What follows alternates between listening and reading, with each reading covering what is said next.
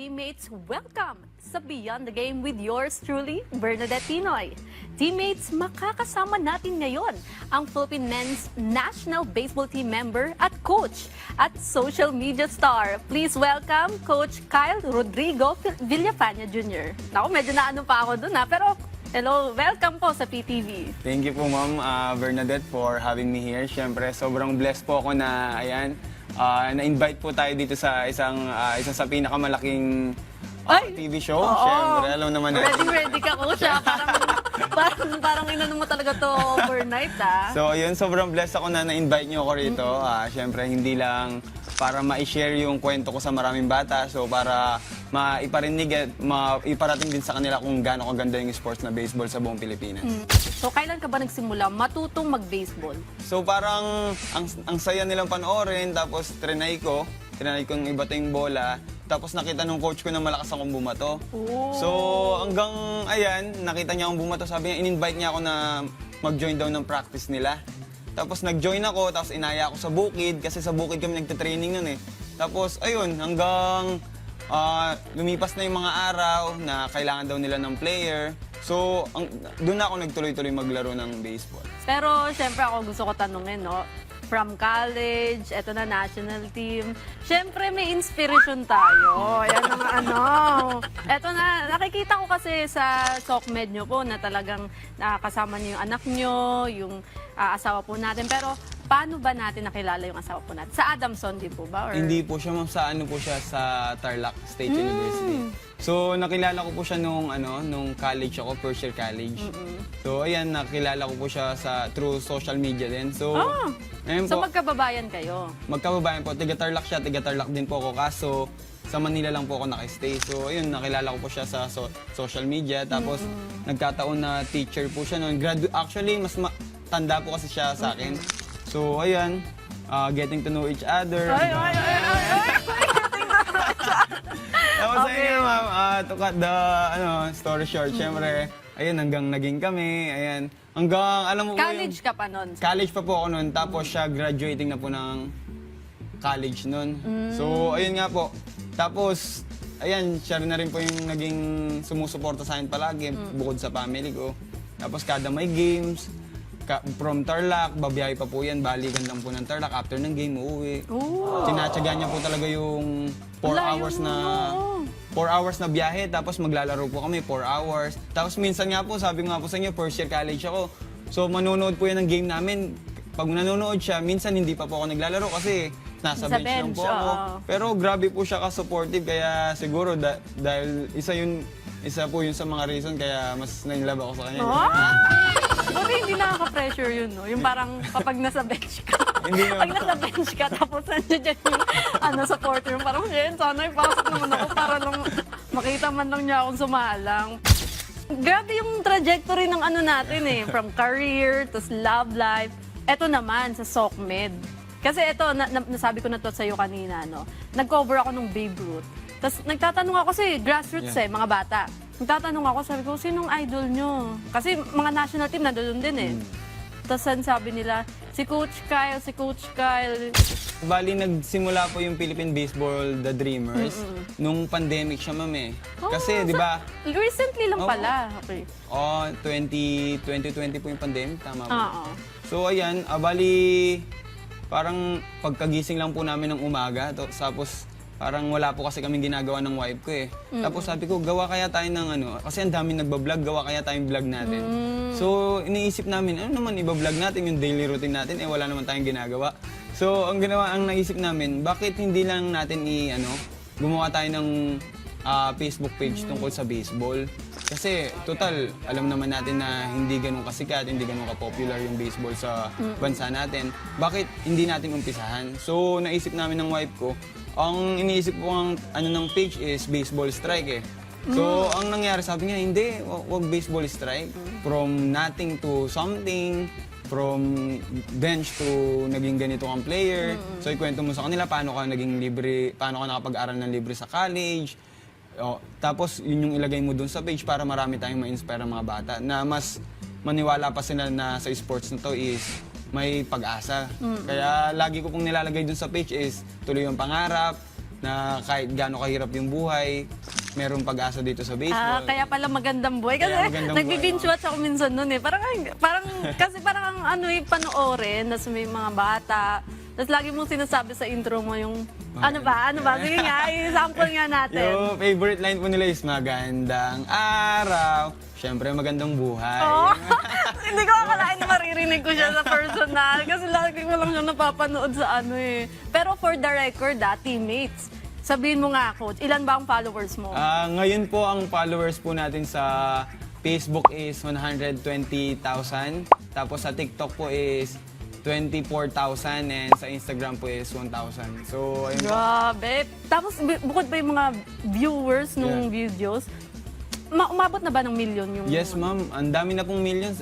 Mga 4 millions, 11 millions. So, kaya thankful po ako na ang dami po talaga. Doon po natin makikita sa page na isipin po natin kung bakit umaabot ng ganun yung viewers niya. Ibig sabihin, mas marami pa pong may gustong tao dito sa Pilipinas dun sa sports. Ngayon naman, teammates, hindi lang magaling sa pagtakbo at pagpalo ng bola si Coach Kyle. Siyempre, gagalingan niya ring sumagot sa ating segment na Guilty or Not Guilty. Guilty or not guilty? Naranasan mo na bang mangopya o mag-cheat sa exam or school activities? Ay, sa totoo lang, syempre, pag sinabi ko naman hindi, di ba, walang maniniwala. Dumaan din naman tayo dyan, ma'am, pero natututo naman tayo eh. Alam mo yung mga parang sa totoong... Hindi, wala.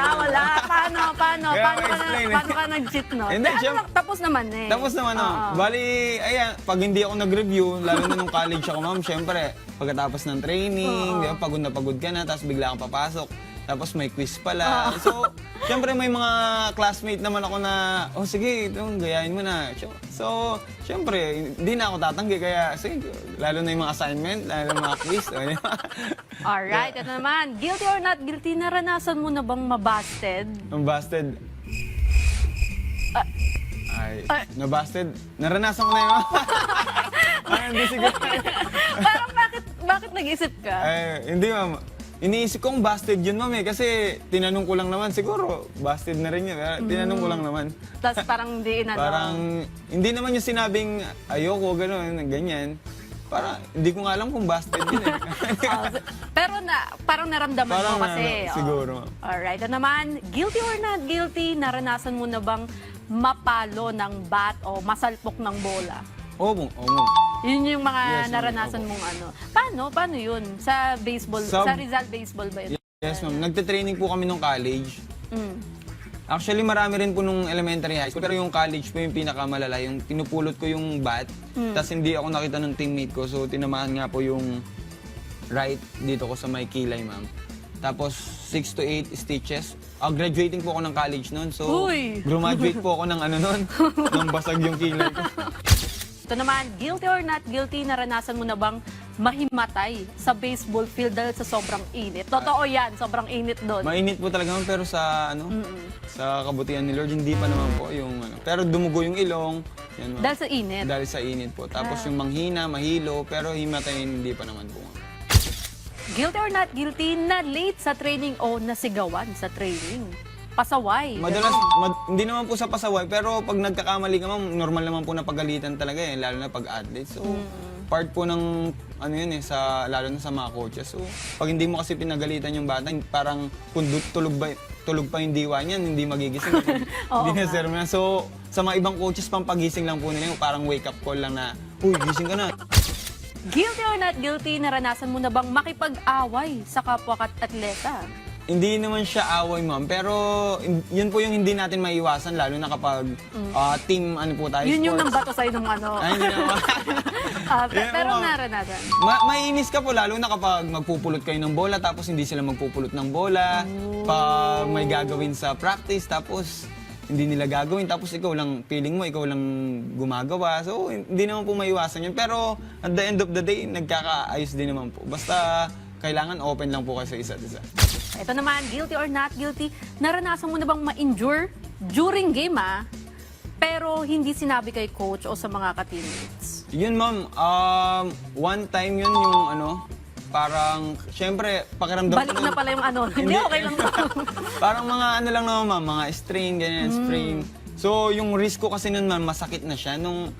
Ito yung time na nag-champion na kami sa, sa UAP. So, masakit na yung risk ko. Pero ayokong sabihin kasi pag sinabi ko, hindi ako Oo nga mapaglaro. eh. Kasi feeling ko nung time na yun is, kailangan pa ako, parang may tutulong ako sa team. So, kahit masakit yung risk ko, sabi ko, game pa rin. Pero hindi ko sinasabi sa kanila, parang ang nakikita nila sa akin, 100% pa rin ako. Pero sa totoo lang nun is masakit na talaga yung risk ko. Pero go pa rin. Ito naman, guilty or not guilty? Ito, nasungitan ng atleta.